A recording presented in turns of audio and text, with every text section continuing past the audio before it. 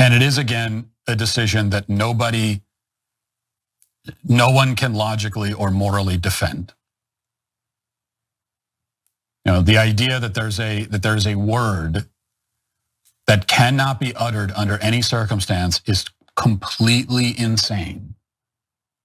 And it is not something that there's no other word in the English language or any other language in existence that we have those kinds of rules for.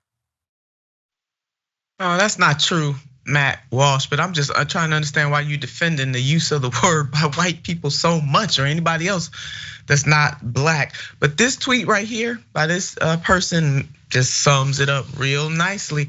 Matt Walsh is a free human being, and he can say the word all he wants. The problem for him is that he is not free from the consequences of saying the word. That's why he's upset.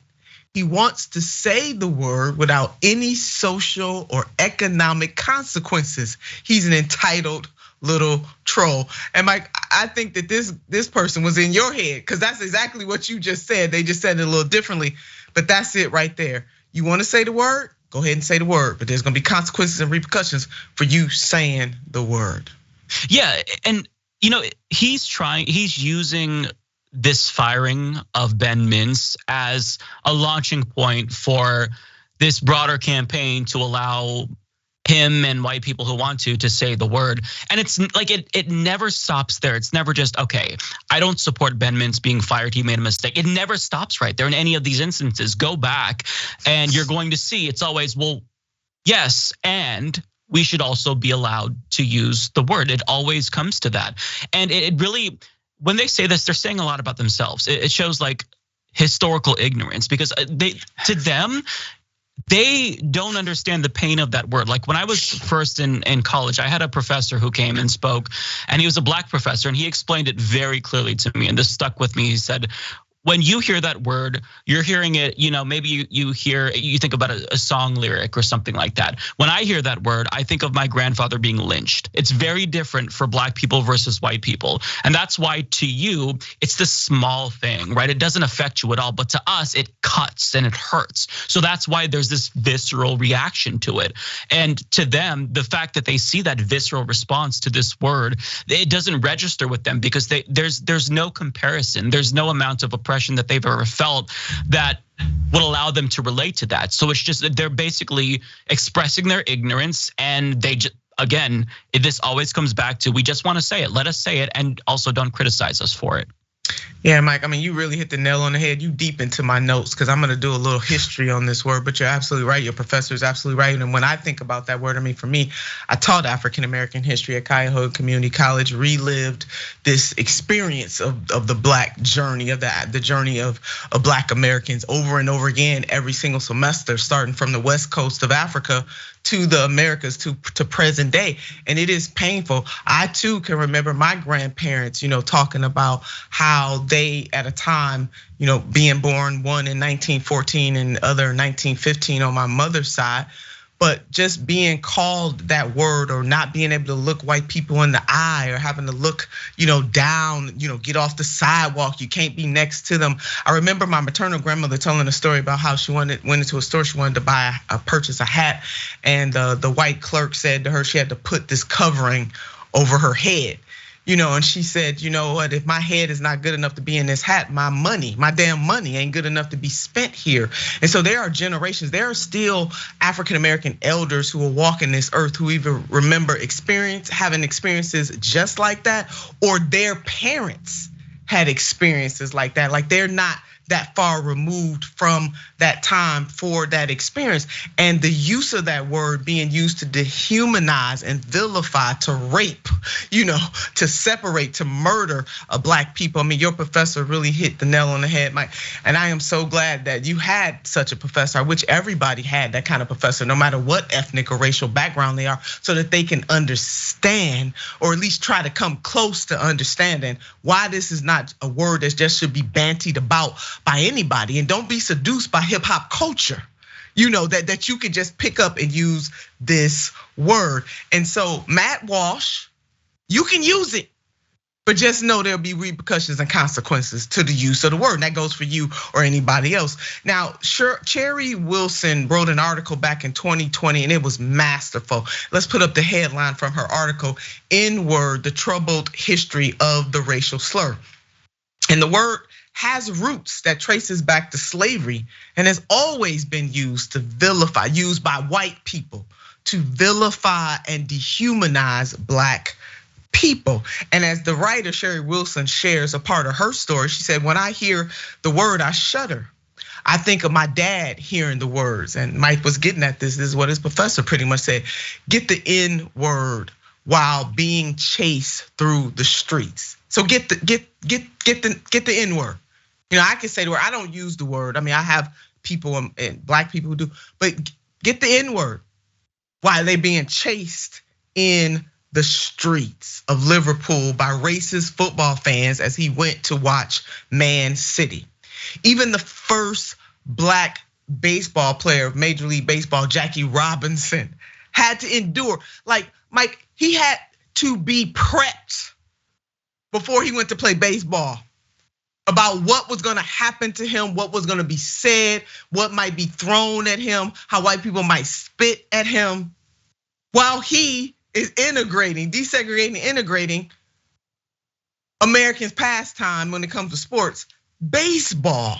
So again, if you don't have close relationship with somebody who can break this down, if you've never taken an African American history course, which if you live in states like Florida or Texas or these other states where you got these right-wing governors and legislators who are trying to take away the history, you will never be taught this. Like, they're lucky, millennials are lucky. I don't know about what's gonna happen to the Z's and the generation after them. They may never even be able to understand this even from a classroom perspective. So Sherry broke that down. Now she goes on further. It's really tied, and this is coming from the article she wrote, but this is coming from Professor Andrews. It's really tied into the idea that African people aren't really human beings. They were more like an animal than a human being, a beast of burden, could be bought and sold, could be thrown overboard ships, and literally had no rights. This is what the N word is tied to. So put Michael up for me. So I don't understand for the life of me why people like Walsh and others are chopping at the bit to use the word. There were white people who used the word, and they used it again to vilify and dehumanize Black people. The professor goes on to say, put this up, put Michael up, because I want him to jump in here. So when the N word is used, she goes further, that's essentially what it's used for. So I would hope most people would understand why that is deeply offensive and problematic, because it still is used in that context now. Again, Professor Andrews breaking it down. So why can't white people and others fully just say the word anytime they want to without consequences or repercussions? Well, let's turn to another professor, Dr. Jackie Stanford's response in the interview as well. And this is it. And Michael, I want you to respond to this. This is it. This is the finer point for them geniuses who just don't get it. The word is being policed because Black folks did not have a choice in the matter at a certain time when it was used to their disadvantage, to abuse and to inscribe and reinforce the sense of Black people as inferior by white people. I want y'all to underline it. I want you to bold it. I want you to exclamation point. I want you to sear this in your damn head. And it doesn't matter if you're white. If you're not Black, you should not be using the word, period. All right, professor goes on, that the word survives is an act of redemption by Black folks. The word survives on the conditions that Black folks have inscribed for it, and nobody else can take that. And because violence, when other people try to take it and use it, and it becomes, violent when other people try to take it and to use it. Now I want y'all to understand that, and the people in the back, I need y'all to understand what Professor Jackie Stanford just said. That is the answer, Walsh and other geniuses, why your behinds cannot, should not, must not use the word. But if you dare to rumble in the jungle, then understand there are gonna be consequences and repercussions. Your thoughts, Mike? Yeah, that's a beautiful quote, and what you said just nails it perfectly. Like, they are pretending as if like it's some sort of a privilege that black people can say it, but they can't say it. And it just comes down to, this is like, I'm gonna reduce it to the most simplest form imaginable. Are you a good person or not? If you know that a word that you use evokes so much pain and emotions in people, why would you want to do that? Why would you go out of your way to make the case for saying something that you know will elicit a response of pain that recalls an era where that word was like the last thing that black people heard as they took their last breath? Like, why use that though? Like, why would you want to use that word? It comes down to, can we just be good people? That's the simplest way that I can describe it. Just don't. You don't need to. Just don't. But if you do and you want to, again, you can, nobody's stopping you. But don't expect anyone to coddle you when you get canceled or pushed back. This is something that we shouldn't have to revisit every couple of years. Like, I'm sorry, like, it shouldn't have to be described. It shouldn't have to be relitigated, and to pretend like you don't know why you can't say that is just feigning ignorance. And that's what Matt Walsh is doing here, and anyone else who's defending the use of that.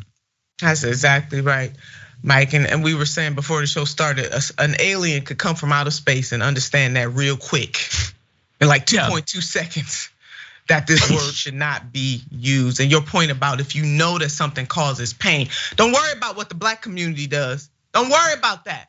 Because as the professor laid out, look, if black people want to use the word, they use the word. I mean, for me, I don't. Maybe it is because I'm a historian and my generation and all that.